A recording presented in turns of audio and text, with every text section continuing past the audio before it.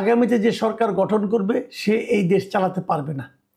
ইউনূস সরকার দেশের অর্থনীতি এমন এক পর্যায়ে নিয়ে গেছে যে সেখান থেকে বেরিয়ে আসতে গেলে মিনিমাম 5 বছর লেগে যাবে।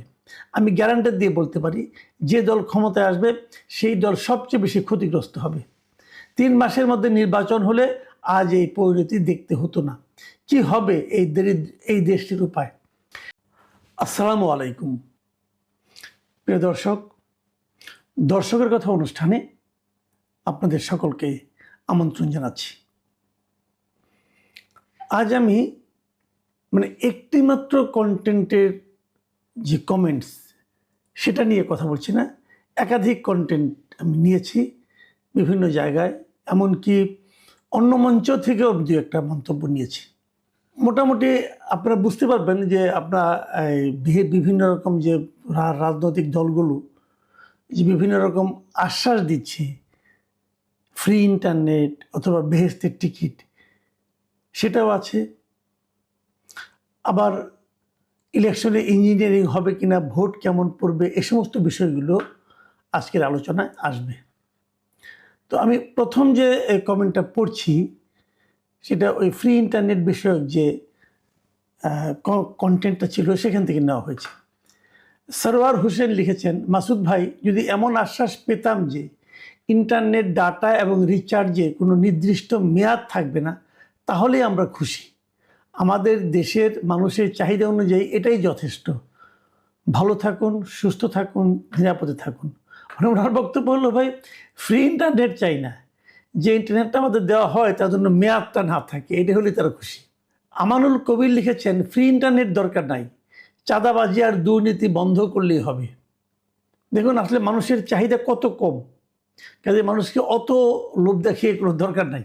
মাসুদুর রহমান লিখেছেন, মাসুদ কামাল, আমি আপনার ভিডিওগুলি নিয়মিতই দেখি, কারণ আপনার বিশ্লেষণগুলো অনেক যুক্তিসঙ্গত মনে হয়, কিন্তু আজকের বিষয়টিতে আপনার ধারণায় একটু ঘাটতি আছে।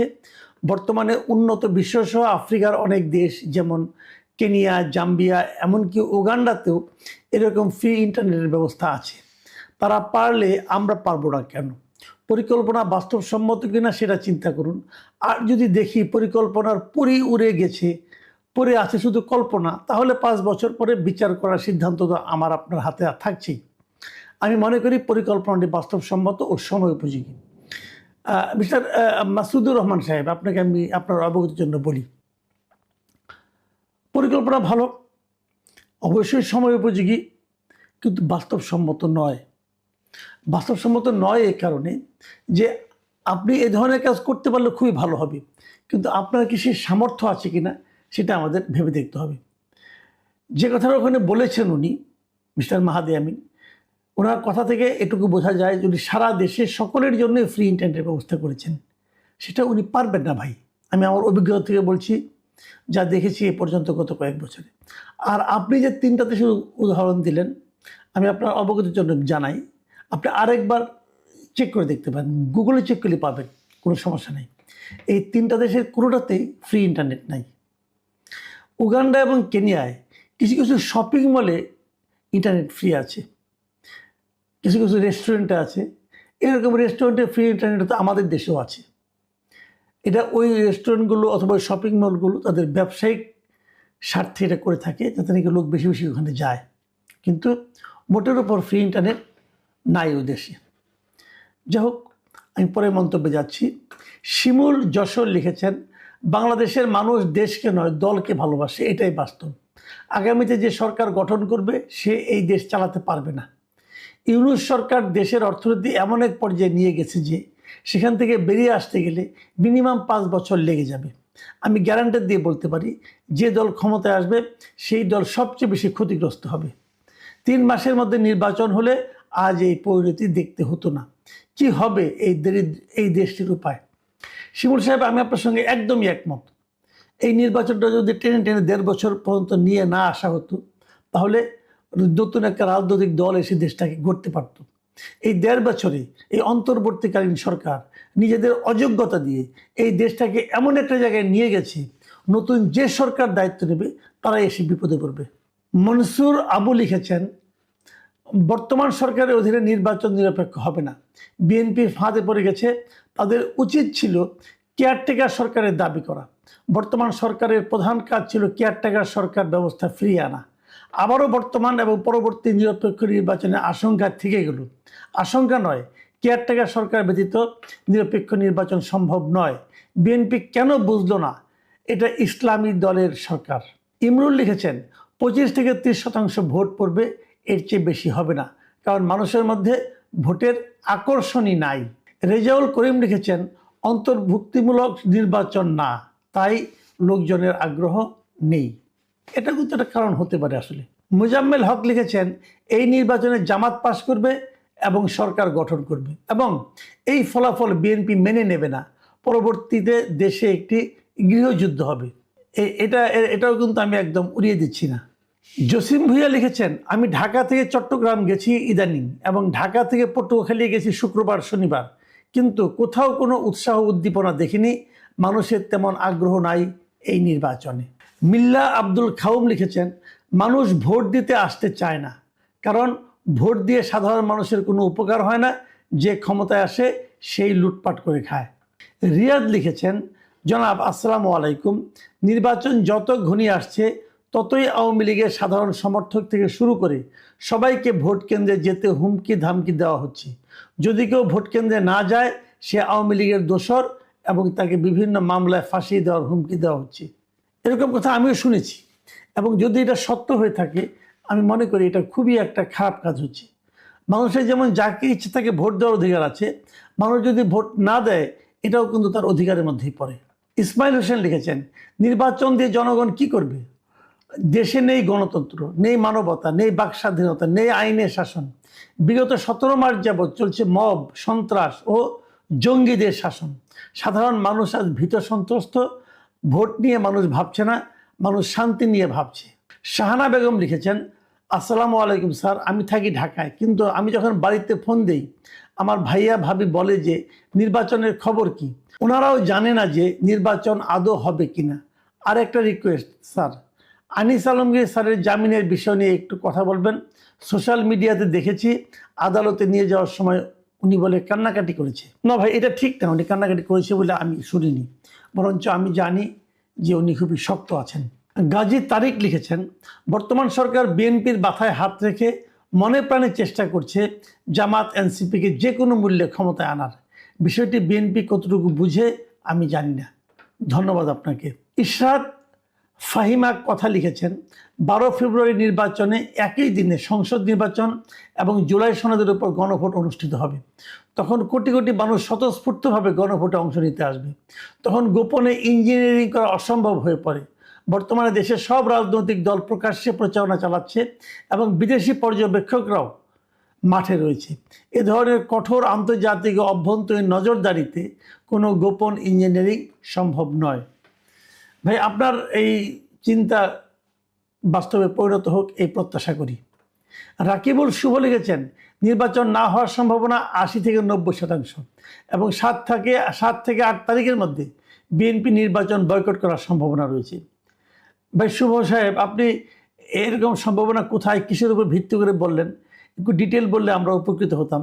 কিন্তু আমি কিন্তু ব্যক্তিগতভাবে মনে করি না যে নির্বাচন স্থগিত হওয়ার সম্ভাবনা আছে, এবং বিএনপি নির্বাচন বর্জন করবে এটাও আমার কাছে মনে হয় না। এডি রাজ্জাক লিখেছেন নির্বাচন নয়, ইউনূস ডাক্তারের আগ্রহ গণভোট, অথচ এই গণভোট শব্দটি সংবিধানেই নেই। রাজ্জাক সাহেব, আপনি ঠিকই বলেছেন, আসলেই গণভোট কিন্তু সংবিধানে নেই, এবং এটা সম্পূর্ণভাবে বেআইনিভাবে আমি মনে করি চাপিয়ে দেওয়া হচ্ছে। হারুন রশিদ লিখেছেন শিবির এবং এনসিপি যে ধরনের মব কালচার প্রচলন করেছে এই জন্য জনগণের মধ্যে ভয় কাজ করছে।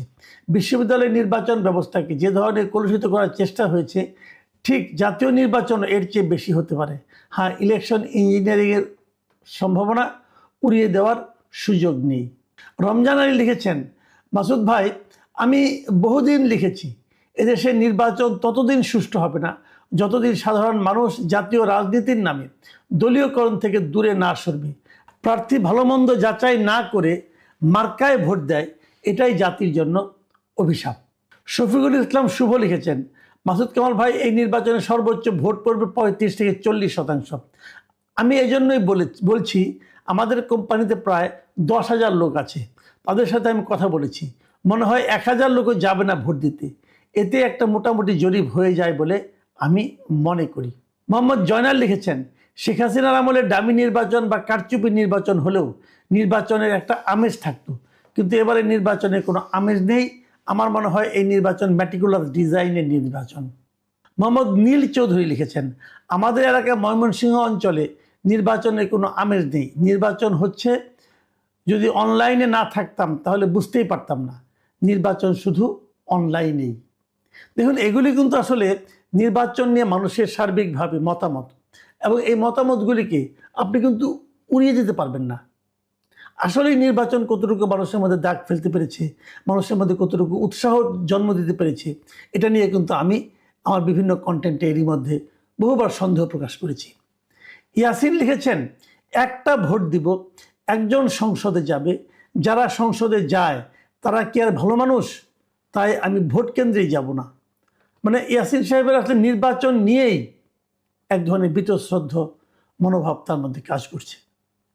বখতিয়ার আহমেদ রানা লিখেছেন, এই নির্বাচন হলেও পাতানো নির্বাচন হবে, পার্লামেন্ট হবে ঝুলন্ত, যা আমাদের দেশের জন্য হবে বিপজ্জনক। 2.5 বছরের মধ্যে আবার নির্বাচন হবে। এটাও কিন্তু একটা ভয়ঙ্কর কথা।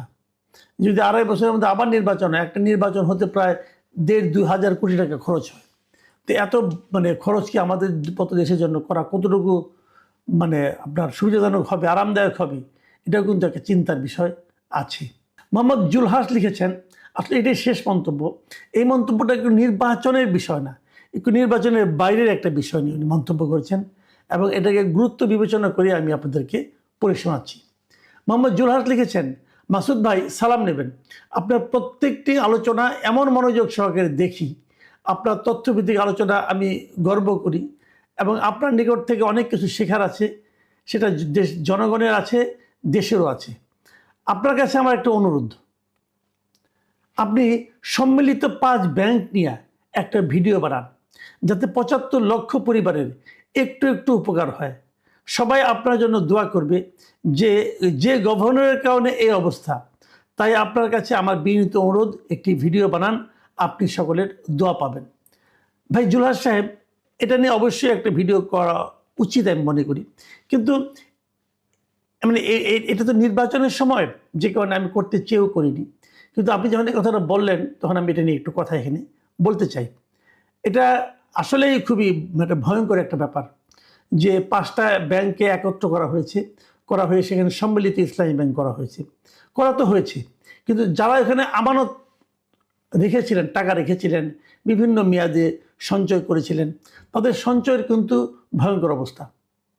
বলা হচ্ছে দেওয়া হবে, কিন্তু দেওয়া কি হচ্ছে না। আপনারা খবর নিয়ে দেখেন, হচ্ছে না। এমনকি তাদেরকে যে মুনাফা দেওয়া হয়েছে 2024 এবং 25 সালে, সেই মুনাফাও নাকি ফেরত নেওয়া হবে।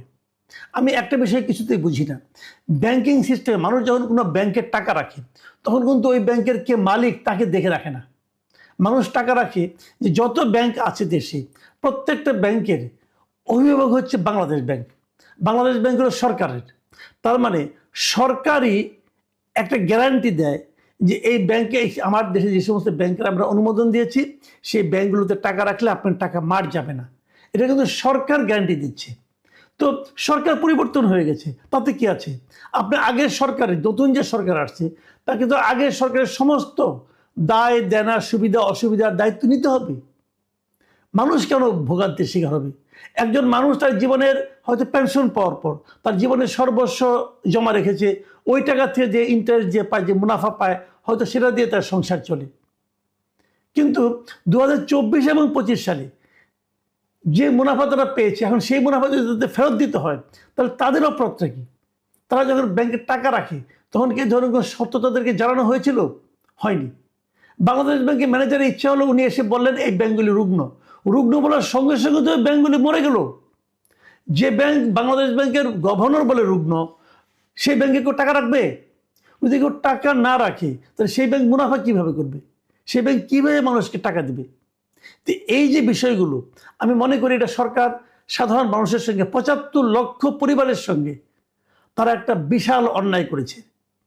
বাংলাদেশ ব্যাংকের যিনি গভর্নর আছেন, ওনার বেশ কিছু কিছু ক্ষেত্রে কোনো সিদ্ধান্তের জন্য উনি হয়তো মানুষের কাছে প্রশংসা পেয়েছেন, কিন্তু এই 5টি ব্যাংক একত্র করে উনি এবং তাদের গ্রাহকদেরকে এভাবে বঞ্চিত করে, আমি বঞ্চিতও বলবো না, আপনি গ্রাহকদেরকে প্রতারণা করেছেন, আপনি গ্রাহকদেরকে ক্ষতির মুখে ঠেলে দিয়েছেন। এটা করে আপনি যে অন্যায় করেছেন, এই অন্যায়ের কোনো ক্ষমা নেই। আমি মনে করি এই অন্যায়ের দায় এই সরকারের উপর বর্তাবে। সরকার কি সেই দায় নেবে, নিতে চাইবে? না নিলে এই মানুষগুলো হয়তো কিছু করতে পারবে না, আপনাদের মারতে পারবে না, ধরতে পারবে না, কিন্তু এদের অভিশাপ আপনাদের সারা জীবন বয়ে বেড়াতে হবে। আমি মনে করি বাংলাদেশ ব্যাংকের উচিত হবে প্রয়োজনে টাকা দিয়ে তাদেরকে হেল্প করে এই সমস্ত লোকগুলির যারা যার যা মুনাফা ছিল এবং যার যা আমানত আছে সেগুলি ফেরত দেওয়ার ব্যবস্থা করা। প্রিয় দর্শক, আপনারা ভালো থাকবেন। এখন এই পর্যন্তই। আল্লাহ হাফিজ।